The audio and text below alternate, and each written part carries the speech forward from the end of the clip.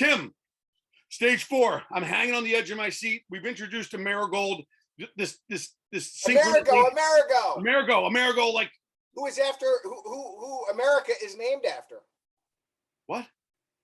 Amerigo Vespucci is who America is named after. You included someone who named the United States of America in your story? Someone's got to bring us to the new world, man, and it's Amerigo. Yeah. All right. Now I know. So chapter 4, the synchronization stage of the corporate life cycle. So if you remember, we concluded our last video on the optimization stage. We had a very irate Captain Lewis, who's incredibly frustrated with his team's lack of progress. Right. He sees a whirlwind of activity going on around him, but progress is always seems to be 2 steps back, 3 steps forward. And he starts to see these silos forming and people jockeying for his favor, a clash in the culture. Right. And so he's had enough. He calls his officers to the deck for this emergency meeting. And at this meeting, he introduces a new addition to the officer corps, Amerigo. Now, Amerigo grew up, unlike Ferdinand in Spain, Amerigo grew up in Italy, and he grew up in the port town of Genoa. And he had an interesting mix of work experiences, which made him uniquely qualified to help at this stage of their journey. Okay. So when he was in his mid-20s, he studied of anything you could think of, the ocean tides, the seasonal weather systems, pirate navigational patterns, and he would help the earliest explorers chart their course to the new world.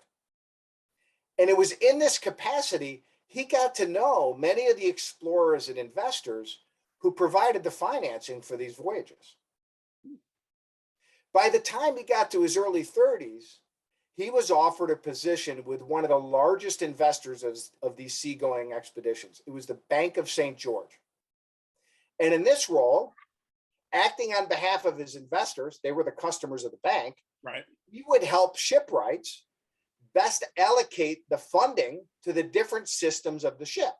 So in many respects, he had a fiduciary responsibility to his customers to invest their money wisely. Okay.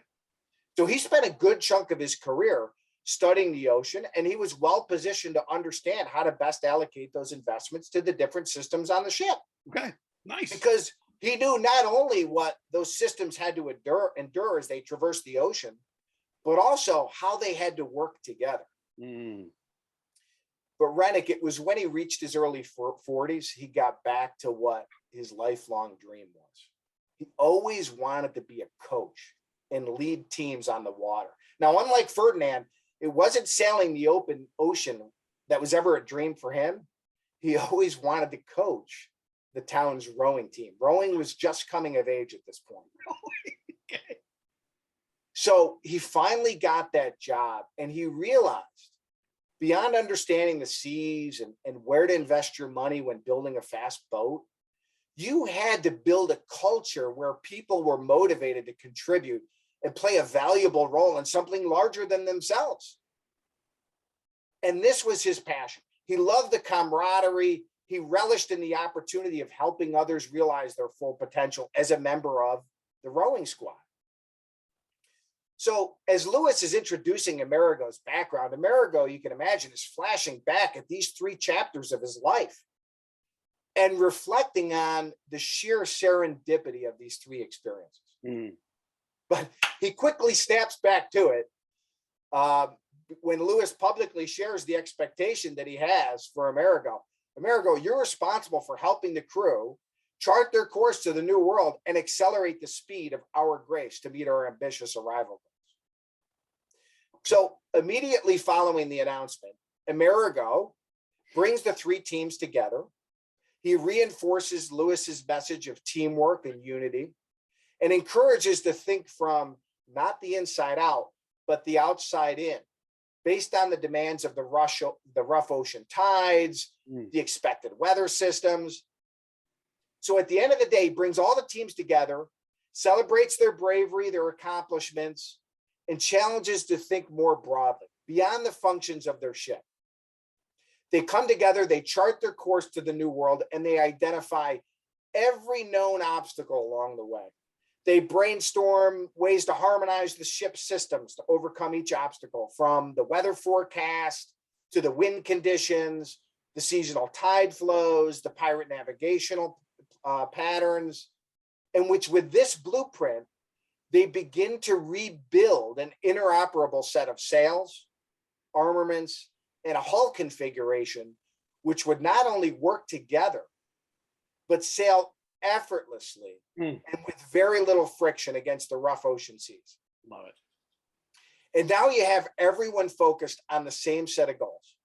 And they're working together, they're forging new relationships, they're strengthening their bonds as a team, they're adopting a new sense of belonging as the mission of our grace.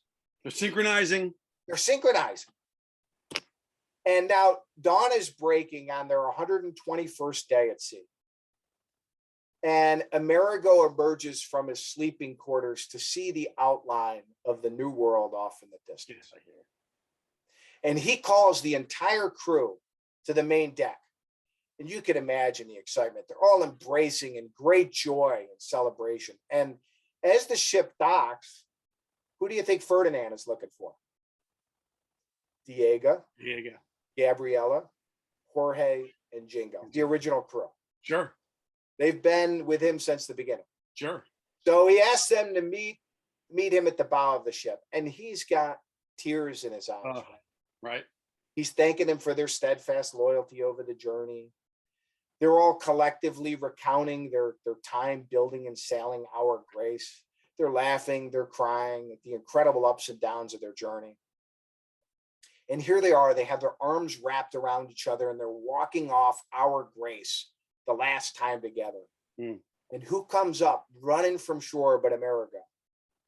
And he's urging them, he's so excited, he's urging them with a childlike exuberance. Hurry, hurry, quicken your pace. You have to see the glorious treasure, which has now revealed itself in the new world. I love it, dude. And that's it. That's it. So hopefully the story of Ferdinand brings clarity to the role of revenue operations, right? Yeah. Because in our story, Amerigo is playing the role of chief revenue officer.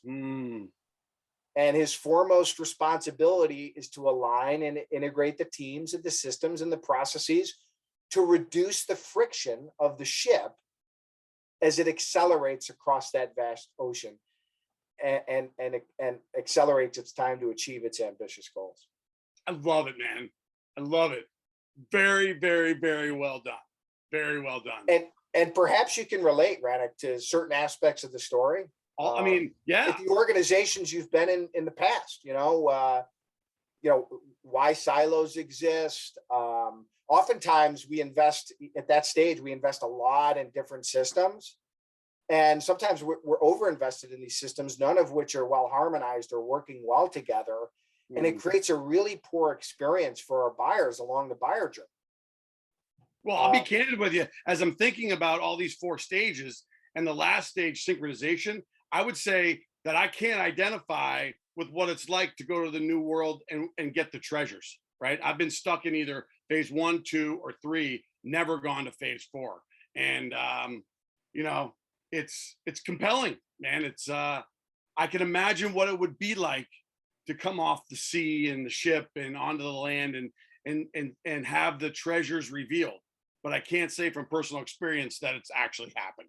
Yeah, and this is the role of revenue operations, right? I mean, revenue operations really is designed with bringing 3 capabilities to any organization: alignment, commitment. Sometimes I say investment instead of commitment, but commitment, and execution, right? And if you think about Amerigo's background and the experiences he had in his 20s and 30s and 40s, he actually experienced each of these 3 capabilities, right? From an alignment perspective, he helped explorers chart their path, go-to-market strategy, chart their path to the new world. What does the business model have to look like? What is the target addressable market, right? Where do we want to play in this space, right? He spent a lot of time in his later years in the investment community understanding, how do I efficiently allocate the dollars that have been granted to us, right? Because dollars and budgets are not unlimited. We have to be good financial stewards with the dollars that are given to us. So how do I align those investments to the buyer journey to make sure I'm meeting the customer where they are, right?